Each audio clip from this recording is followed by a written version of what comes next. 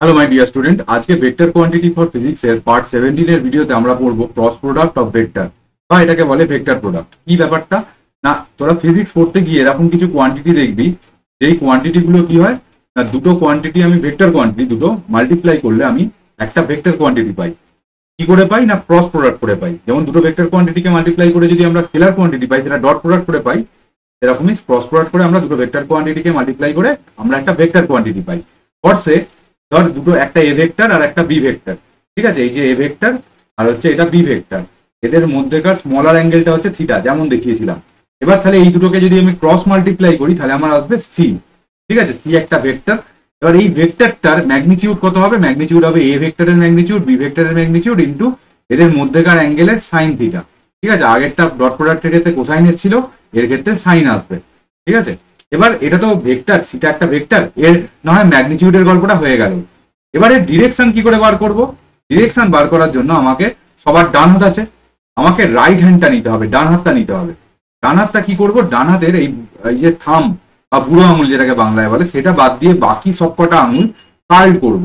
কোন দিক থেকে কোন দিকে কার্ল করব? যেই ভেক্টর থেকে যেই ভেক্টরের দিকে ডট প্রোডাক্ট করতে, ক্রস প্রোডাক্ট করতে বলেছে, অর্থাৎ এ ক্রস বি থাকলে এ ক্রস বি এর দিকে, দেখ এ থেকে বি এর দিকে আমি আঙুলগুলোকে বাঁকিয়েছি, বাঁকিয়ে থামটা যার দিকে পয়েন্ট করবে সেটাই হচ্ছে আমার সি ভেক্টরের ডিরেকশন। এটা হচ্ছে আমার তাহলে সি ভেক্টরের হয়ে গেল ডিরেকশন।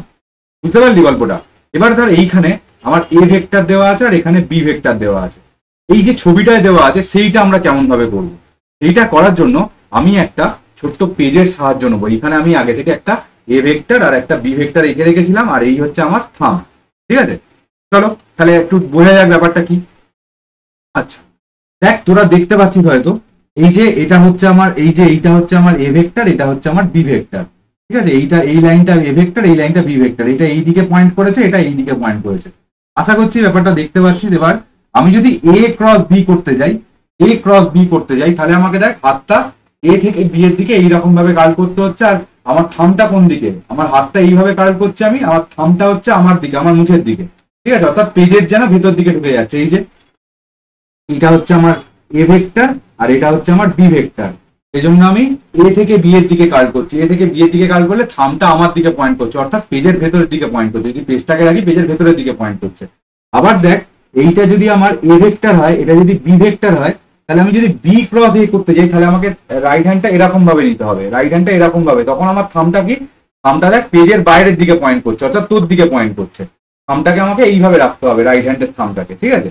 তাহলে থামের এই রাইট হ্যান্ডের থামটাকে একটু কষ্ট হচ্ছে রাখতে, এইভাবে যেমন সোজা এ থেকে বিতে রাখতে, এই যে যেদিকে আমার হচ্ছে এই যে এইদিকে যদি আমি করতে পারি, মানে আরেকবার দেখাই, এদিকে যদি এটা থাকে এদিকে যদি বিটা থাকে, তাহলে আমার এ থেকে বিতে কার্ল করতে কোনো কষ্ট হচ্ছে না, আমার দিকে থাম। আর যদি বি থেকে এর দিকে করি তাহলে আমার কার্লটা আমার এই দিকে হবে, এই দিকে, তাহলে থামটা হচ্ছে তোর দিকে, অর্থাৎ পেজ থেকে যেন বেরিয়ে আসছে। এই যদি গল্পটা বুঝতে পেরে থাকিস, তাহলে এবার আবার আমার স্ক্রিনটায় চলে আয়।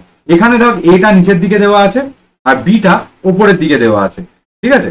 একটা মিনিট, জাস্ট আমি গ্লাভসটা পরে নিই। চলো, হয়ে গেছে। কি বলছে না, এইখানে আমার হচ্ছে এ ভেক্টর থেকে বি ভেক্টরের দিকে আমি যদি আঙুল কার্ল করি, তোরা আমার সঙ্গে কার্ল কর।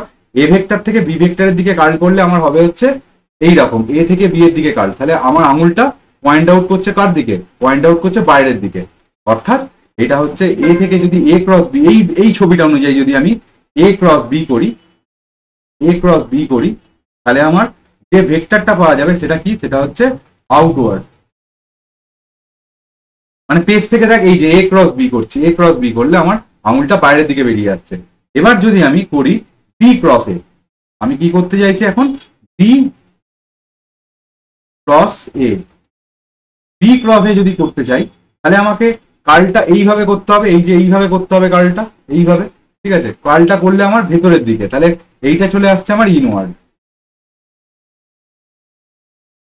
এবার পেজের ইনওয়ার্ড আউটওয়ার্ড বোঝাবার জন্য আমাদের ছোটবেলায় রামায়ণ দেখতাম, আমরা রামায়ণে ফিরে যেতে হবে।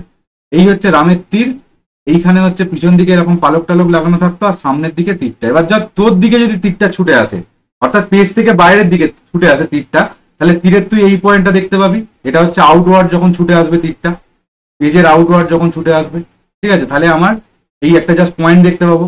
আর যদি ইনওয়ার্ড যায়, অর্থাৎ তোর থেকে তীরটা দূরের দিকে পেজের দিকে ঢুকে যাচ্ছে, ঠিক আছে? তাহলে তীরের পিছন দিকটা দেখতে পাবি, কারণ তোর থেকে দূরে চলে যাচ্ছে, তাহলে একটা এরকম তীরের পালকটা একটা ক্রসের মতো দেখতে পাবি। তাহলে এই যে আউটওয়ার্ড ভেক্টরটাকে আমি এইভাবে রিপ্রেজেন্ট করব, আর ইনওয়ার্ড ভেক্টরটাকে আমি এইভাবে রিপ্রেজেন্ট করব। অর্থাৎ এখানে যে এ ক্রস বি সি পেয়েছি, সি ভেক্টরের ডিরেকশন এই ছবি অনুযায়ী, আমি এই ছবি অনুযায়ী বলছি, ঠিক আছে। অন্য ছবি অনুযায়ী দিলে আমার এই আলটিমেটলি আমি রাইট হ্যান্ডের এই এরকম বাঁকিয়ে বলতে পারি আর কি ব্যাপারটাকে, ঠিক আছে। এবার C equals to A cross B যদি করি, তাহলে আমার ওটা হচ্ছে আউটওয়ার্ড ডিরেকশন হবে। তাহলে আশা করছি ভিডিওটা সবার খুব ভালো লেগেছে, একটু বন্ধু বান্ধবদের মধ্যে শেয়ার করতে হবে। আজকের মতো টাটা, নেক্সট দিন আবার একটা নতুন টপিক নিয়ে দেখা হচ্ছে, মন দিয়ে পড়াশোনা করো।